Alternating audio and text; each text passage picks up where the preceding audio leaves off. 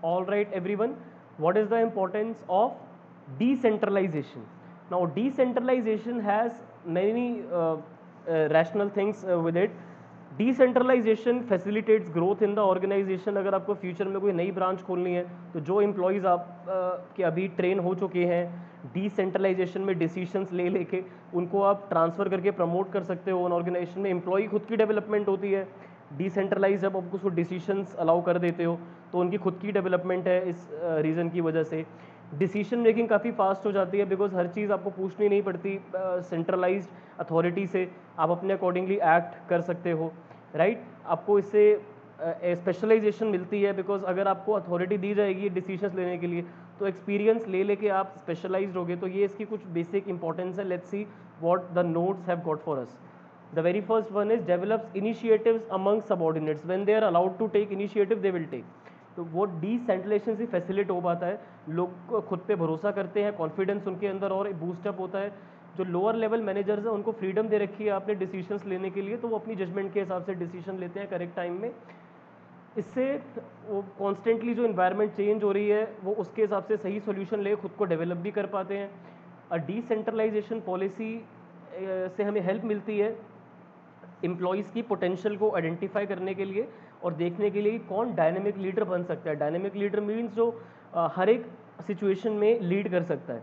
Late it be a problem related to finance, marketing, sales. Dynamic leaders are those individuals those who are expert in all the fields. तो वो तभी हो पाएगा जब आप लोगों को डिसेंट्रलाइज करके अथॉरिटी दे दोगे जिसको जिस टाइम में जो डिसीजन ठीक लगता है वो ले सकते हैं. Develops managerial talent for future. Future में आपकी जो ऑर्गेनाइजेशन में प्रेजेंटली असिस्टेंट्स काम कर रहे हैं उनको हम मैनेजर्स की पोजीशन पे फ्यूचर में प्रमोट कर सकते हैं because they have been decentralised with majority of the authority. So they will be trained already to take the positions of upper managers. तो इस फॉर्मल ट्रेनिंग से हेल्प मिलती है एक्विप करने के लिए सबऑर्डिनेट्स को कि उनकी स्किल डेवलप हो जाती है जो कि इंपॉर्टेंट है उनके अपने एक्सपीरियंस के लिए भी ताकि वो असाइनमेंट्स को और अच्छे से हैंडल कर पाए और ऑर्गेनाइजेशन के लिए भी आने वाले टाइम में सिलेक्शन प्रोसेस के लिए. डिसेंट्रलाइजेशन से उनको भी चांस मिल रहा है कि वो खुद को प्रूव करें कि हमारी देखो कितनी ज़्यादा एबिलिटीज़ हैं, हम कितना कुछ कर सकते हैं ना. तो इससे वो और चैलेंजेस दिखाएंगे प्रूव करके कि हम कोई भी चैलेंज हो हम परफॉर्म करके दिखा सकते हैं. इससे उनको प्रमोशन में काफ़ी हेल्प मिलती है ना. तो इससे आइडेंटिफाई करने में हमें बहुत हेल्प मिलती है कौन रिस्पॉन्सिबिलिटी ले सकता है कौन नहीं ले सकता है. क्योंकि अगर आपने अथॉरिटी को डिसेंट्रलाइज करा हुआ है तो कुछ लोग तो होंगे जो उसको अच्छा परफॉर्म करके दिखाएंगे बट कुछ लोग होंगे जो अथॉरिटी का मिसयूज़ करेंगे और आने वाले टाइम में हम उन लोगों पे ट्रस्ट नहीं कर सकते. तो they will stay where they are. हम उनको प्रमोशन नहीं दे सकते.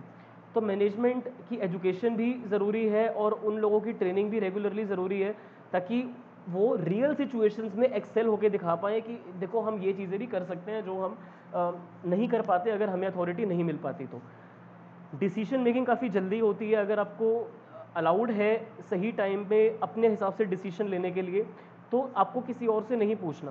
तो काम काफ़ी जल्दी जल्दी होगा. तो मैनेजमेंट हायरार्की में चेन ऑफ कम्युनिकेशन आ जाते हैं. ये बॉस है, ये उनके जूनियर है, ये उनके जूनियर है. तो ये चेन ऑफ कम्युनिकेशन होती है. सेंट्रलाइज्ड ऑर्गेनाइजेशन में हर एक डिसीजन जो होता है वो टॉप मैनेजमेंट या हायर लेवल मैनेजमेंट लेती है. तो उसमें काफ़ी टाइम लग जाता है, रिस्पॉन्स में भी टाइम लग जाता है. इससे स्पीड रुक जाती है फाइनल डिसीजन लेने के लिए. राइट, तो डायनेमिक सिचुएशंस में बहुत टाइम लग जाता है. बाहर इन्वायरमेंट तो चेंज हो रही है. अब अगर रॉ मटेरियल्स महंगे हो गए आपको प्राइस बढ़ाना पड़ेगा अपने प्रोडक्ट का. बट अगर टॉप मैनेजमेंट से आपको ये पहले अप्रूव करवाना पड़ रहा है उसमें आपको एक से 2 हफ्ते लग जाएंगे तब तक तो आपको लॉसेज हो रहे हैं ना. इसीलिए ये चीज़ डेलीगेट कर देनी चाहिए है ना. डिसेंट्रलाइज्ड ऑर्गेनाइजेशन डिसीजंस काफ़ी जल्दी लिए जा सकते हैं क्योंकि जहाँ पर लेने हैं वहीं लिए जाते हैं. टॉप मैनेजमेंट से हर एक चीज़ पूछने की ज़रूरत नहीं है या फिर हायर लेवल मैनेजर से पूछने की ज़रूरत नहीं है. इससे आपका काम काफ़ी फास्ट हो जाता है. ऑल्सो यहाँ पे काफ़ी कम चांस होता है कि इन्फॉर्मेशन बीच में मतलब रह जाएगी या कुछ मिसकम्युनिकेशन होगा, कम्युनिकेशन गैप आ जाएगा. क्योंकि काम काफ़ी जल्दी होगा. जिन लोगों को डिसीजंस लेने हैं, जिन लोगों को कम्युनिकेट करना है वो लोग आपस में डिसीजंस लेके कम्युनिकेट करके काफ़ी जल्दी जल्दी काम करेंगे. Relief to top management. Top management अब थोड़ा रिलैक्स कर सकती है कि हमने काफ़ी सारा काम डिसेंट्रलाइज कर दिया, अब हमारे सुपरविजन में इतना कुछ नहीं है. तो सबऑर्डिनेट्स को बोल दिया, उनको फ्रीडम है, जैसा आप लोगों को ठीक लगता है वैसा आप कर सकते हो. बट एक लिमिट सेट करनी है कि कितना डिसीजन. ये नहीं कि वही लोग कंपनी को चलाने लग गए. कुछ डिसीजंस आपको अपने अंडर में भी रखने हैं. थोड़ा बहुत सुपरविज़न भी आपको रखना है, ठीक है। डिसेंट्रलाइजेशन जो होती है वो रिमूव कर देती है टॉप मैनेजमेंट की अथॉरिटी को, वो बाकी जगह काम कर सकते हैं, पॉलिसीज़ बना सकते हैं, रेदर देन हर जगह पर वो ऑपरेशंस देख रहे हैं कि नहीं आप ऐसे करो, आप ऐसे करो। अब वो थोड़ा पेपर वर्क ज़्यादा कर सकते हैं, डिसीजन सही डिसीजन वो लेंगे अब, और उनके पास काफ़ी फ्री टाइम है जिसको वो अच्छे से यूटिलाइज कर सकते हैं। In fact, decentralization is greatest when checking required on decisions taken by lower levels management is least. मतलब अगर आपको कम से कम चेक रखना है तो डिसेंट्रलाइजेशन मतलब बहुत ज़्यादा यूज़ कर रहे हो आप उस सिनेरियो में जहाँ पर आप लोअर लेवल मैनेजमेंट में काफ़ी कम सुपरविजन रख के चल रहे हो। फैसिलिटेट्स ग्रोथ, आने वाले टाइम में अगर आप एक्सपेंशन करते हो तो आप इन लोगों को प्रमोट करके ट्रांसफ़र कर सकते हो, राइट। तो इससे वो अलग अलग डिपार्टमेंट्स में अलग अलग फंक्शंस में भी वो लोग जा सकते हैं। हर एक डिपार्टमेंट जो होगा वो बेस्ट परफॉर्म कर ही रहा है ऑलरेडी, प्रोडक्टिविटी और इंक्रीज होगी तो आपको रिटर्न्स भी और अच्छे आएंगे जिससे आप एक्सपैंड कर सकते हो इजीली, क्योंकि वो लोग डिसीजंस ऐसे लेंगे जो आपके बहुत फेवर में होंगे। बेटर कंट्रोल, डिसेंट्रलाइजेशन से कंट्रोल डिवाइड हो जाता है लोअर लेवल तक आते आते, तो काफ़ी स्ट्रिक्टली काम हो पाता है। अगर टॉप मैनेजमेंट सब कुछ अपने अंडर में रख के चलेगी तो काम बहुत स्लो हो जाएगा। If they will try to control everything they will end up controlling nothing.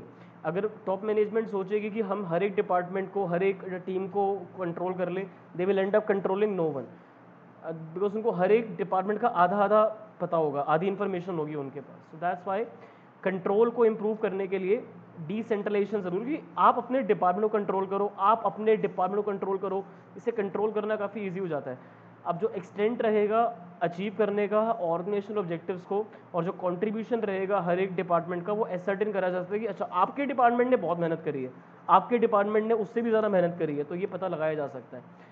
हर एक डिपार्टमेंट से फीडबैक लिया जाएगा और बताया जाएगा कहाँ कहाँ इंप्रूवमेंट करी जा सकती है। डिसेंट्रलाइजेशन में जो चैलेंज आता है वो यही आता है कि लोग जो कुछ लोग तो बहुत अच्छा परफॉर्म करेंगे, कुछ लोग उस डेडिकेशन से परफॉर्म नहीं करेंगे।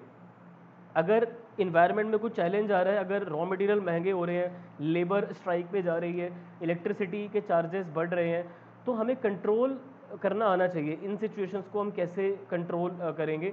कंट्रोल करने के लिए कुछ टूल्स हैं, balance score card, management information system, जिसमें कुछ हिस्ट्री के रिकॉर्ड्स आ जाते हैं कि उन सिचुएशन में पहले कंपनी ने कैसा परफॉर्म करा था।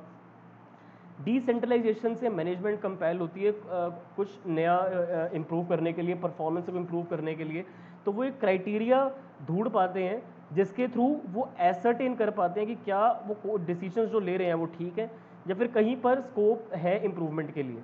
तो वो तभी हो पाता है जब हर कोई अपना अपना डिपार्टमेंट कंट्रोल करके चलता है, तो उनको पता होता है कहाँ क्या क्या गलती हो रही है on individual level. So these were the, top management करेगी तो उनको कैसे पता लगेगा कहाँ पर क्या क्या गलती हो रही है, तो it has to be shared among the subordinate so that marketing manager can see उनके डिपार्टमेंट में क्या क्या ट्रबल चल रहा है, फाइनेंस मैनेजर कैन सी उनके डिपार्टमेंट में क्या क्या ट्रबल चल रहा है, so that they can improve individually. Top management अकेले किन किन डिपार्टमेंट्स को ही देख लेगी, राइट। तो इनिशिएटिव लेते हैं सबॉर्डिनेट्स, फ्यूचर टैलेंट हमारे लिए प्रिपेयर होता है, ये लोग आगे चल के और अच्छे लेवल पे, अच्छे पोजीशन पे काम कर सकते हैं जो अभी डिसीजंस ले रहे हैं फिलहाल। डिसीजन मेकिंग काफ़ी फास्ट होती है, हमें टॉप मैनेजमेंट से सब कुछ नहीं पूछना, जिसको जैसे ठीक लगे वैसे कर सकते हैं कुछ चीज़ों में, not in all the things.